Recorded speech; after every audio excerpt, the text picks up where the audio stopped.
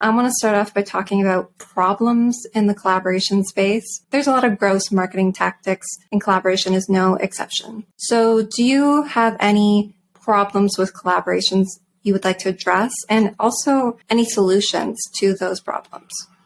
One thing that I can tell you about collaborations, and I've done a number of them recently, is that one person tends to take control. Kind of like when you were back in school and it was a group project, and I was always the one that took control because I was afraid we weren't going to get an A and I really wanted us to get an A. But it's not like that in the sense of you're worried about getting an A. It's more about like they have all their systems in place, so they're just going to take it and they're just going to run with it. And then the other people might start feeling like they're only a participant and not also a co-creator or a co-collaborator. So I would say that that's one of the issues. Also, it's about communication. You have to communicate what makes you feel comfortable, what makes you feel uncomfortable. I've been working on a collaboration super recently with a friend of mine, and we're going to be doing something really exciting. We're looking through this sales page and I'm going, okay, that's spelled wrong. That's spelled wrong. That's spelled wrong. There's a typo here. And I'm feeling like I'm getting annoying. And she keeps saying, oh, I'm so glad. Keep bringing it on. So you really have to have that communication piece.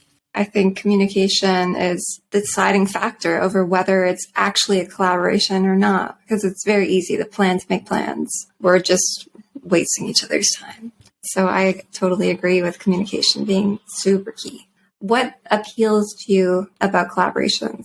I don't know if you know this song because you're considerably younger than I am, but it's Are You Down with OPP? Yeah, You Know Me. When I was in college, I was dancing to that song, but okay. I think you weren't born yet. But anyway, OPP, other people's platforms. So when you collaborate with somebody, you get to sort of leverage their platform and they get to leverage your platform. And if you guys share ideal customers and clients, it's such a great thing because you get to introduce them to your people. Because you've already vetted this person, because you're already collaborating with them, you know that they're quality. That's the beauty of it. It's like doing a podcast collaboration, for example, where you go on somebody's podcast and then they go on your podcast. You're both providing great value and you're also getting introduced. And I love that because I love to be able to share great things with my community.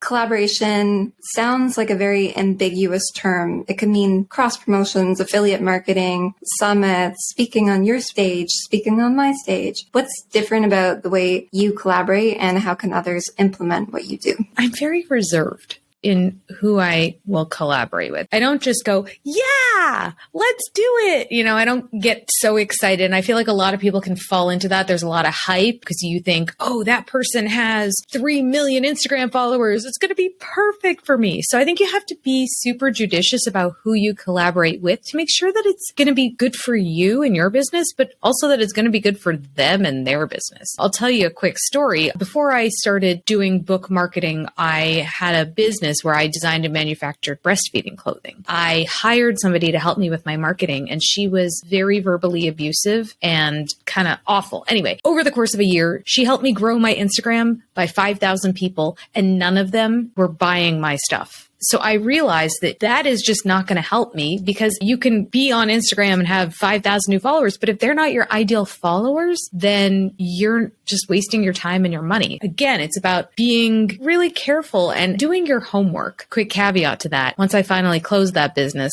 I realized that I could help people with their marketing in a supportive way, which is why I do what I do. So in terms of, deciding who you're going to work with, don't just jump into it. Be sure that they have your ideal audience too. And quality over quantity. Who is your dream partner? Can you describe who your dream collaboration partner is? I think I'm actually working with my dream collaboration partner right now. I'll say one of. She's a speaking expert. Between the two of us, we're crafting an event around marketing your book and speaking. It's, two sides of the same coin that authors are often speakers. And another wonderful collaborator that I have is a publisher. They publish books and I market books, and they don't go in my lane and I don't go in their lane. And together we show the beauty of being a published author and how to actually get people to buy your book.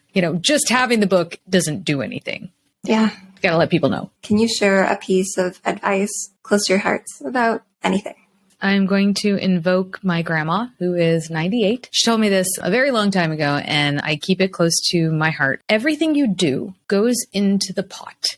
And you never know when something that you've done is going to, you can pull it out of the pot again and use it. My varied career, I never knew where I was going to get, what trajectory I was on. And I now realize that as a PR expert, a journalist, a designer of breastfeeding clothing, all got me to book marketing. So remember that no matter what you're doing, there's a reason behind it, and you will be able to draw from it in maybe the most unexpected way. Thank you so much. It's always lovely to see you. I appreciate you spending time with me and my audience. And I'll see you at the event. Yes, I can't wait. Thank you so much.